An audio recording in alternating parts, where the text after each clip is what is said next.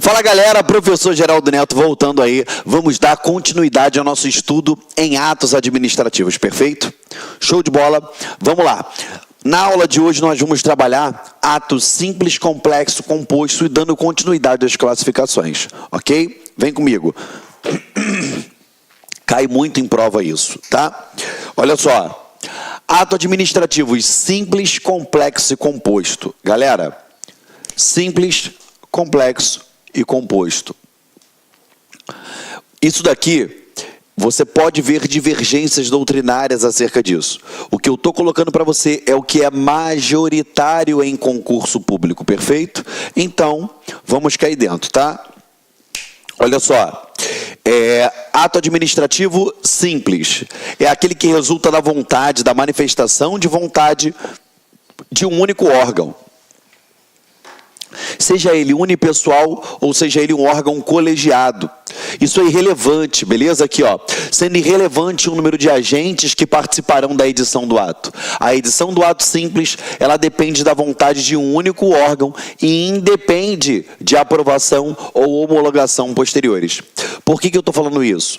Porque se depender de uma homologação, de uma aprovação, dependendo de como vai se dar essa aprovação, essa homologação, eu posso ter um ato complexo, um ato composto.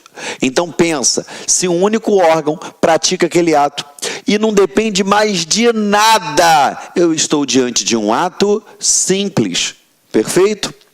Aqui, ó, exemplo, a edição de um parecer sob a responsabilidade de determinada autoridade administrativa, ou o despacho de um servidor, ou uma decisão proferida por um conselho de contribuintes. Perfeito? Isso é um ato simples. Beleza? Eu não vou depender de ninguém, de mais nada. É um ato simples. Acabou. Não tem como você errar isso daí na prova. Tá bom?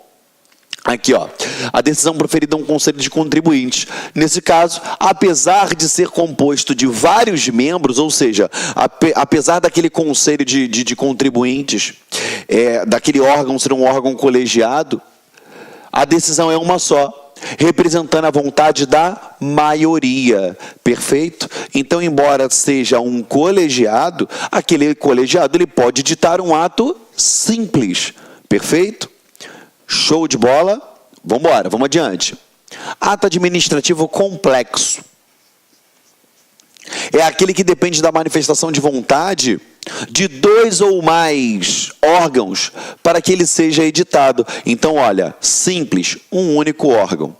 Ato complexo, 2 ou mais órgãos. Eu tenho que ter a manifestação de todos para que ele seja editado. Perfeito?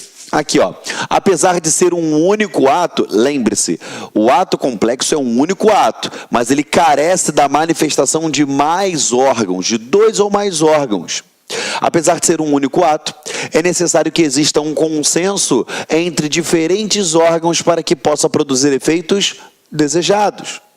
É possível citar como exemplo os atos normativos editados conjuntamente, pois 2 ou mais órgãos, tais como portarias conjuntas editadas pela Procuradoria-Geral da Fazenda Nacional e a Receita Federal do Brasil, elas devem chegar no consenso. Perfeito?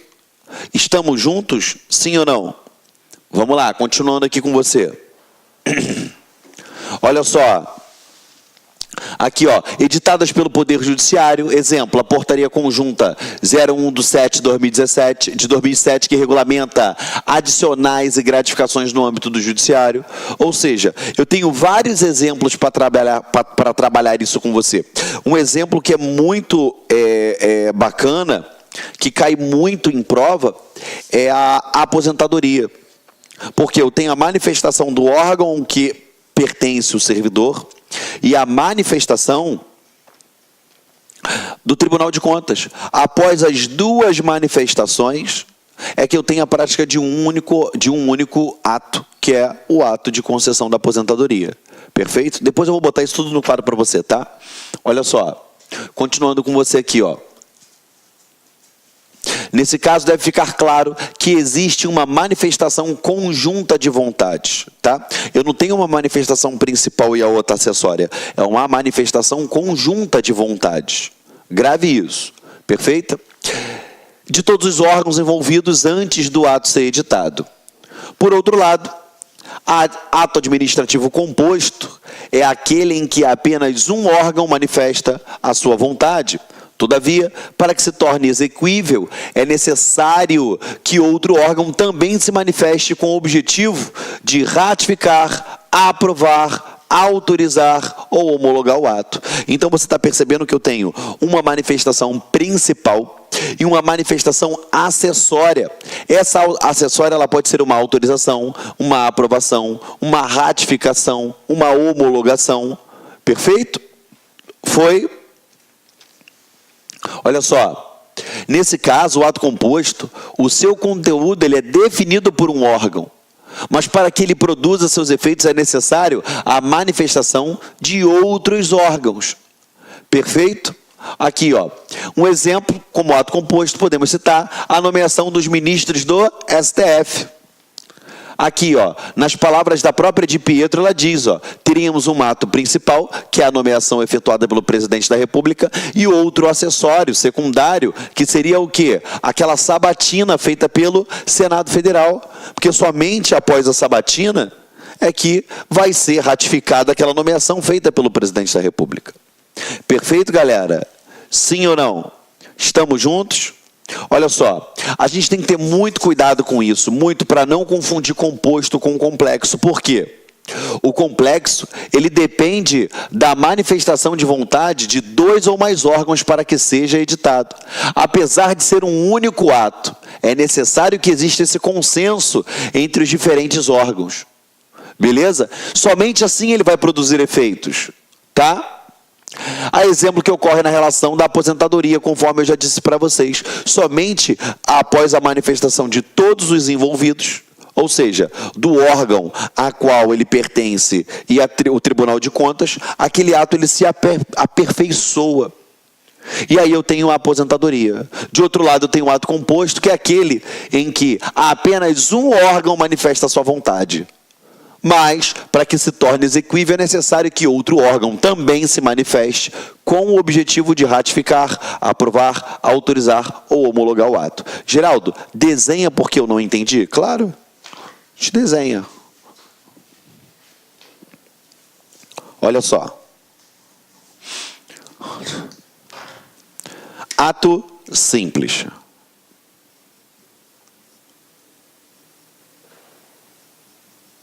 Eu tenho o quê? Um único ato. Beleza? Esse ato, ele pode ser feito por algum órgão singular ou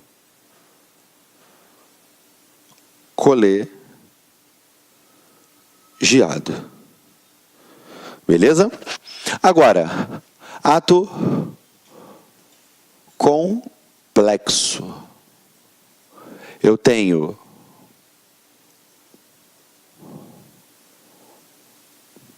dois ou mais diferentes órgãos, tá? Dois ou mais diferentes órgãos que, depois das suas manifestações, eu tenho a prática de quê? De um único ato. Perfeito? Aqui eu tenho o órgão 1. Aqui eu tenho o órgão 2. Tá? Exemplo. Aposentadoria.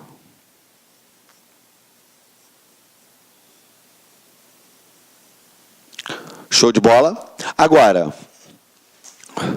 e o ato composto, Geraldo?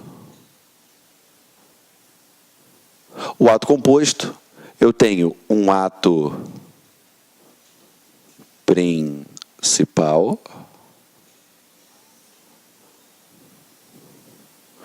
beleza? E de outro lado, eu tenho um ato acessório, beleza? O ato principal, para que o ato principal venha produzir os seus efeitos, eu tenho que ter o quê?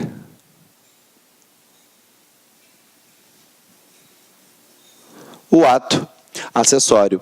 Esse acessório ele pode ser o quê? Uma ratificação. Ele pode ser uma homologação. Ele pode ser, beleza? Tanto uma ratificação, uma homologação, enfim, uma decisão de uma confirmação, entendeu?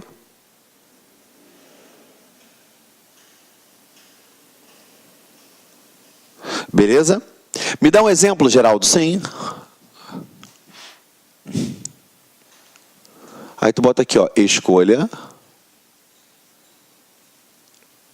do ministro do STF. O presidente tem um ato principal e o Senado Federal tem um ato acessório. Perfeito? Então essas daqui são as diferenças aqui em gráficos do ato complexo, do ato composto e do ato simples. Perfeito? Show de bola? Facinho, facinho isso daí para você, tá? Não tem mistério. Olá, meus amigos, minhas amigas, sou o professor Luiz Antônio de Carvalho e estou aqui para fazer um convite muito especial para você que está se preparando para o concurso do Ministério Público da União 2018. Nós aqui da LAC, nós preparamos um super curso online com base no edital anterior de 180 dias de acesso, que nesse período você pode assistir quantas vezes quiser e na hora que desejar, por apenas 10 parcelas de R$ 35. É isso mesmo, 10 parcelas de R$ 35, você vai conseguir assistir o final dessa videoaula do nosso professor e muito mais, 180 dias de acesso, um curso super competitivo, é o nosso produto Prime aqui da LAC Concurso, eu tenho certeza que você não vai se arrepender. Bacana, meus amigos, um forte abraço, fique com Deus, espero vocês aqui na LAC. Fui, tchau! Clique LAC.